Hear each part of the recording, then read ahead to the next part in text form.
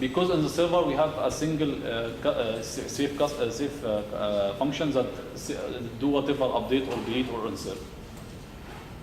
And for the delete, we will pass the state deleted, and then after that we will remove the current customer from the collection. Okay? So this is the implementation of our view model. So if we review the code in the view model, you can see that this code doesn't have any dependency in the UI. There is no controls here, text boxes or whatever. It's a simple code that can be unit tested easily. You can write a unit test code to test this code. Okay? So this is our view model. The final part is the model. Okay? And now the model here, we have just a screen with some controls. As we said, the view should have a reference to the view model. So what I will do is that I will define here a reference to the view model. First, I will add a namespace, view models. XML namespace, like adding a using statement in the code. Okay. And then I will define an instance of the view model.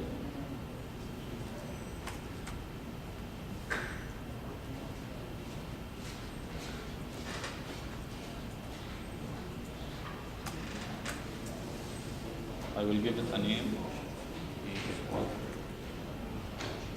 Okay. So basically, I'm defining a new instance of the main page view model, and I will add. I'm adding this instance inside the user control resources.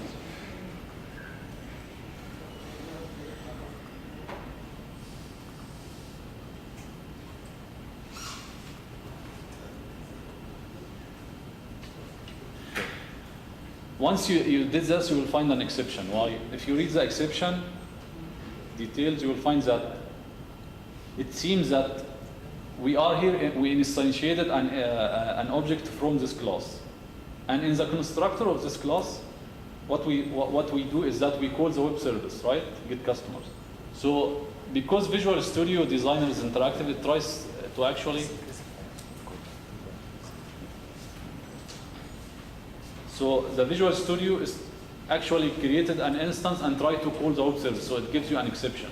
And this is a traditional problem that you will run into when you're creating the Silverlight application, especially using the MVVM pattern.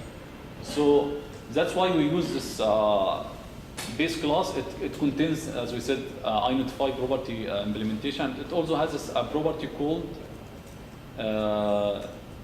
is a design mode. Okay. So this property, if you are running inside Visual Studio or Blend, it will give you, it will be true. So you can say, if I will only run this code if I'm not in, if I'm already in runtime, not in Visual Studio or Blend.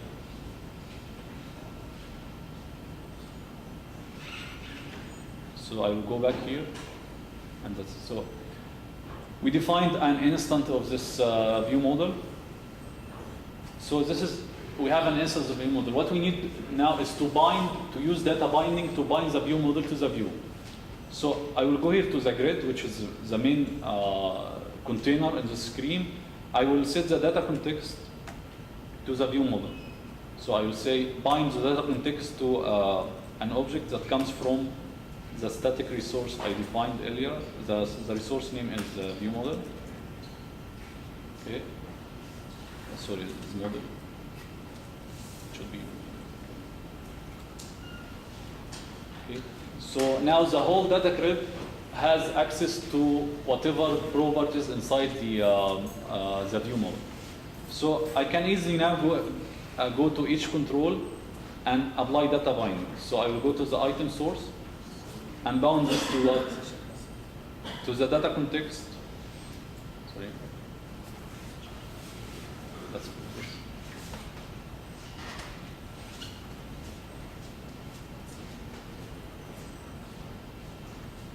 converts item data source. and bound it to, as you can see now, the designer shows me the whatever properties inside the view model, because the data context of the whole grid is bound to the view model. So I will say this: the item source, this combo box will have his item from the customer's property, and for the first name, text will come from the current item, the current customer, sorry.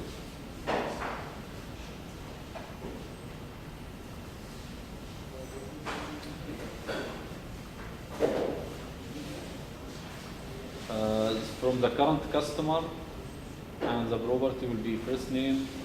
I will do this for the rest of the text boxes. I will bound this to the data context and the current customer and last name.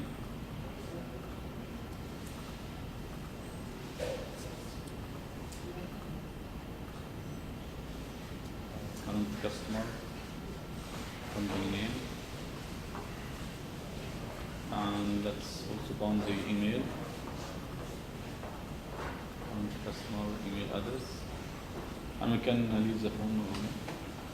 Okay, so this, by doing this, we finished our view. So, so if you look at the code, we don't have a code behind, right? It's just some controls. And in the view model, you don't have any code related to the UI, right? So the view, our view is very clean. It's just some XAML. Our view model doesn't have any code related to the view, no UI controls. I'm not setting the saying combo box items equal. It's all based on data binding. Let's run and see if this will work.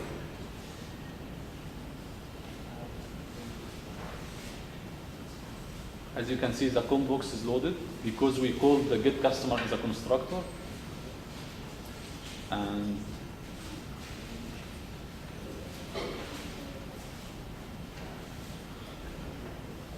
okay, there are some errors in these bindings. Let's see. Let's check these bindings again.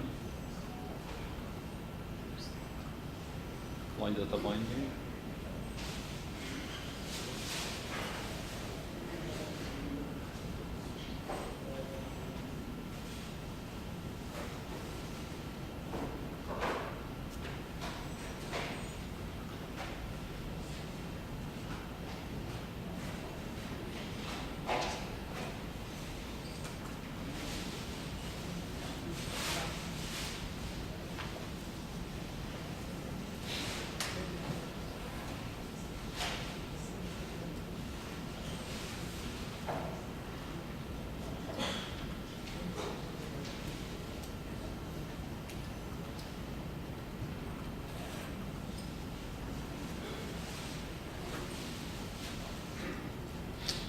Strange that these text boxes are not updated.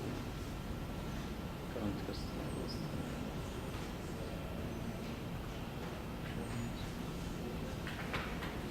Okay. Let's check the view model again. Customer.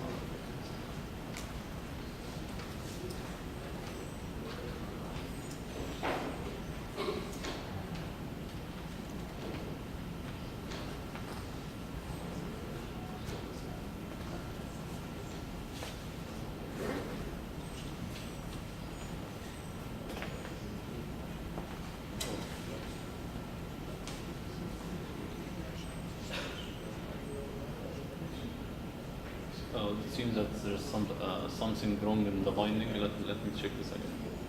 Apply binding. And this is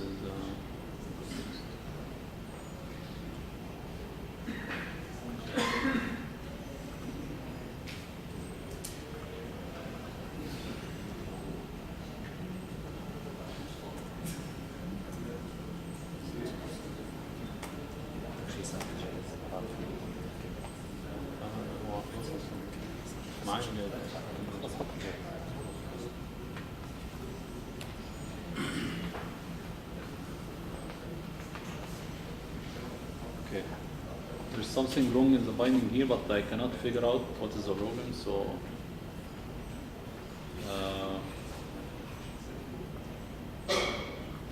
yeah, we bound the customers, the item source to the customer, okay? And we saw the customer in the COM box. But we didn't bound the selected item here.